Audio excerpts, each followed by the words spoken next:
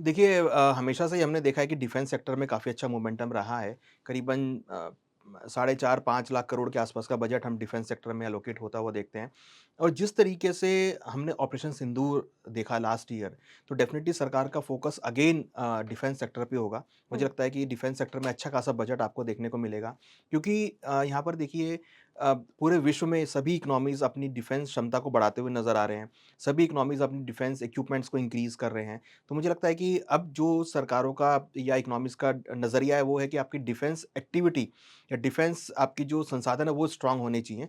तो उसके लिए मुझे लगता है कि डिफेंस सेक्टर में बहुत आपका बजट आपको देखने को मिलेगा और डिफेंस सेक्टर में ग्रोथ बहुत सारी आपको देखने को मिलेगी। हमने रिसेंटली बहुत सारी ऐसी एक्टिविटी देखी जिसमें डिफेंस कंपनीज़ को बहुत सारे ऑर्डर्स मिले हैं डिफेंस इक्विपमेंट्स के लिए और इवन अब तो हम एक्सपोर्ट भी करने लगे हैं। तो मुझे लगता है कि कहीं न कहीं डिफेंस सेक्टर को स्ट्रांग करने के लिए सरकार बहुत ज़्यादा इसमें यहाँ पे फोकस रखेगी और डिफेंस सेक्टर में आपको काफ़ी अच्छा बजट जो है एलोकेट होता हुआ दिखाई देगा। हुँ, उसके साथ-साथ क्योंकि रेलवे जो है एक बहुत बड़ा ऐसा पार्ट है जो भारत को जोड़ता है आपस में हुँ। और भारत की जो हर एक नब्ज़ को वो जोड़ता है रेलवे। तो मुझे रेलवे बजट के ऊपर भी आपको बहुत अच्छा एलोकेशन होता हुआ दिखाई देगा। हमने रिसेंटली बहुत सारी नई ट्रेन चलती हुई देखी हैं, हमने बहुत सारी नई कॉरिडोर्स बनते हुए देखे हैं। तो मुझे लगता है कि रेलवे बजट भी बहुत फ़ोकस में रहेगा हुँ, क्योंकि रेलवे बजट एक ऐसा सिस्टम है इंडिया का जो कि अ, एक कोने से दूसरे कोने को बहुत परफेक्टली जोड़ता है। हमने अभी रिसेंटली देखा अभी कश्मीर में हमारी रेलवे चालू हो गई है। हुँ। तो ऐसे बहुत सारे अभी एरिया हैं जहाँ पर रेल का जो कनेक्शन है वो होना बाकी है और रेलवे को बहुत इंक्रीज़ करना बहुत ज़रूरी है। अभी हमने वंदे भारत स्लीपर ट्रेन भी चलती हुई देखी। तो मुझे लगता है कि कहीं न कहीं सरकार रेलवे के ऊपर भी यहाँ पर आपको एक अच्छा खासा बजट एलोकेट करती हुई नज़र आएगी। भारत को आपस में जोड़ती हुई नज़र आएगी। इससे मुझे लगता है कि काफ़ी अच्छा डेवलपमेंट आपको देखने को मिलेगा। तीसरा सेक्टर जो है मुझे लगता है कि कहीं न कहीं जो है एग्रीकल्चर के ऊपर रहेगा हुँ, क्योंकि भारत का सरकार का विज़न ये है कि हम आत्मनिर्भरता की तरफ हम जाएँ। चाहे हुँ, वो दलहन हो, चाहे वो तिलहन हो। हम बहुत बड़ा पार्ट इम्पोर्ट करते हैं तिलहन के उसमें, हम बहुत बड़ा पार्ट इम्पोर्ट करते हैं दलहन के एरिया में, तो उसको हम आत्मनिर्भरता बनना चाहते हैं कि हम इतनी एक्टिविटी करें एग्रीकल्चर में कि जिससे कि हम पूरे तरीके से सेल्फ सफिशिएंट हो जाएँ, हमें इम्पोर्ट करने की ज़रूरत ना पड़े। तो हुँ। ऐसे में अगर आप देखेंगे, तो मुझे लगता है कि एग्रीकल्चर और जो उसकी सर्विसेज़ हैं, चाहे वो एग्रीकल्चर इक्विपमेंट्स हों चाहे वो एग्रीकल्चर मशीनरीज़ हों, उसपे मुझे लगता है कि सरकार जो है बजट एलोकेट करती हुई नज़र आएगी। प्लस किसानों की इनकम को डबल करने का जो विज़न है, हुँ। वो यहाँ पर मुझे लगता है कि सरकार उसपे भी काम करती हुई नज़र आएगी। तो ये 3 सेक्टर हैं जो मुझे लगता है कि इस साल ब्लैक हॉर्स के रूप में देखने को मिल सकते हैं। बिल्कुल और जैसे किसानों की आय को लेकर आपने कहा कि डबल कर सकते हैं। पिछली बार भी बजट में हमने यस, देखा था, ये सवाल उठा था कि यस, शायद हो सकता है कि जो किसान सम्मान निधि योजना यस, किसानों को मिलती है, तो शायद उसे बढ़ाया जाए, यस, लेकिन ऐसा नहीं हुआ था। यस। तो क्या ये कह पाना अभी जल्दबाज़ी होगी कि श सरकार इस ओर ध्यान देगी? देखिए, बिल्कुल मुझे लगता है कि सरकार शायद इस बार जो अमाउंट है उसको बढ़ाती हुई नज़र आए। क्योंकि देखिए सरका अगर आप किसानों को देखेंगे तो पिछले 2-3 सालों में हमने बहुत अच्छी ग्रोथ करी है। हुँ, चाहे हम मिलेट्स के बारे में बात करें, ये मिलेट्स अभियान चालू हुआ था आज से 3 साल पहले हाँ। और उसमें हमने काफ़ी अच्छी ग्रोथ देखी है। तो जो आपके मोटे अनाज हैं, हुँ। उसका यूज़ बहुत इंक्रीज़ हुआ है। लोगों ने उसको देखा, उसका प्रोडक्शन बहुत इंक्रीज़ हुआ है। उसका अगर आप बात करेंगे एक्सपोर्ट बहुत ज़्यादा हम करने लगे हैं। तो इंटरनेशनल लेवल पे येस, बहुत तेज़ी इंटरनेशनल लेवल से। पे हुँ, तो वो एक आप कहेंगे कि पॉज़िटिव वे में जाता हुआ दिखाई दिया है। तो सरकार को अभी ये दिख रहा है कि भई अगर हमने किसान को स्ट्रॉन्ग किया है, हुँ, तो किसानों ने उसका रिवर्स भी आपको दिया है, उसका आपको बदले में दिया भी है। प्रोडक्शन इंक्रीज़ किया, हमारी जो कैपेसिटी थी दलहन की वो यहाँ पर इंक्रीज़ हुई है।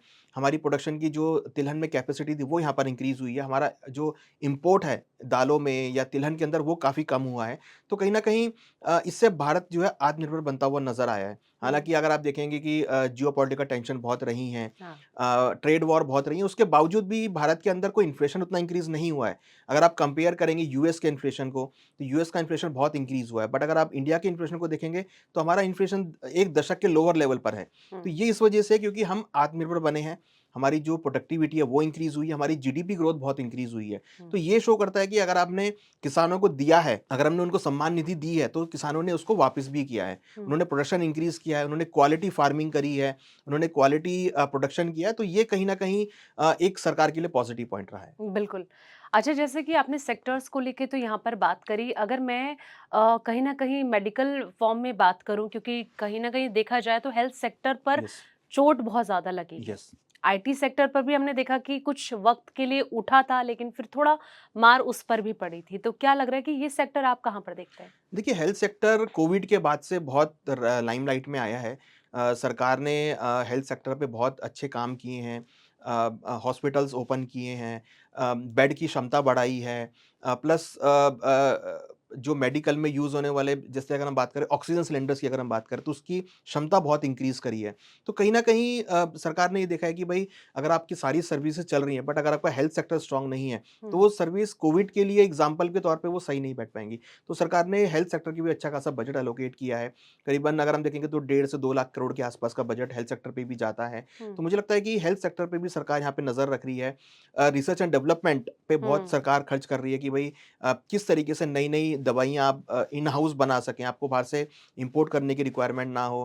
प्लस आयुर्वेद के ऊपर हमने बहुत देखा है कि सरकार ने बहुत R&D यहाँ पर करी है। तो हुँ, देखिए, एलोपैथी के साथ-साथ आयुर्वेदिक के ऊपर भी सरकार पूरा फ़ोकस कर रही है, जिससे कि जो लोग हैं वो सस्ते दामों में दवाइयाँ यहाँ पर ले सकें। हुँ। मेडिकल की जो सुविधाएँ हैं वो लोगों लोगों तक पहुँच सकें। इंश्योरेंस को सरकार ने काफ़ी अच्छा प्रमोट किया है। हाँ। और मुझे लगता है कि इस साल भी कहीं न कहीं इंश्योरेंस के ऊपर सरकार ने लास्ट टाइम जीएसटी हटा दिया था। हुँ, तो मुझे लगता है कि इस बार भी कोई न कोई रियायत जो है इंश्योरेंस, हेल्थ इंश्योरेंस के ऊपर आपको आती हुई दिखाई देगी। प्लस कहीं न कहीं जो मेडिकल सेवाएँ हैं, उसको सरकार यहाँ पर इंक्रीज़ करती हुई नज़र आएगी। उसके लिए बजट भी एलोकेट करती हुई नज़र आएँगी। तो हेल्थ सेक्टर भी मुझे लगता है कि इस साल लाइमलाइट में रहेगा। अच्छा, जब बजट पेश होता है ना, तो मार्केट में हमने देखा है कि वॉलेटिलिटी बहुत ज़्यादा यस, रहती है। Yes, yes. तो इस बार अगर वॉलेटिलिटी की सिचुएशन बनती है, तो इन्वेस्टर्स को किन चीज़ों का ध्यान रखना चाहिए? देखिए, अभी हमने देखा है कि निफ्टी ने अपने नए हाइज़ बनाए हैं सन 2026 में ही, करीबन 26 या 370 के आसपास के बिल्कुल। लेवल्स बनाए हैं। हुँ, तो मुझे लगता है कि वोलेटिलिटी तो हमेशा देखने को मिलती है बजट में, क्योंकि एंटीसिपेशंस बहुत सारी चीज़ें होती हैं। हुँ, कुछ अकॉर्डिंग टू एंटीसिपेशन आती हैं, कुछ अकॉर्डिंग एंटीसिपेशन नहीं आती हैं। कुछ बहुत सारी चीज़ें नई मार्केट में देखने को मिलती हैं, कुछ नए थॉट्स मार्केट में आते हैं, तो उसके अकॉर्डिंग वोलेटिलिटी देखने को मिलती है।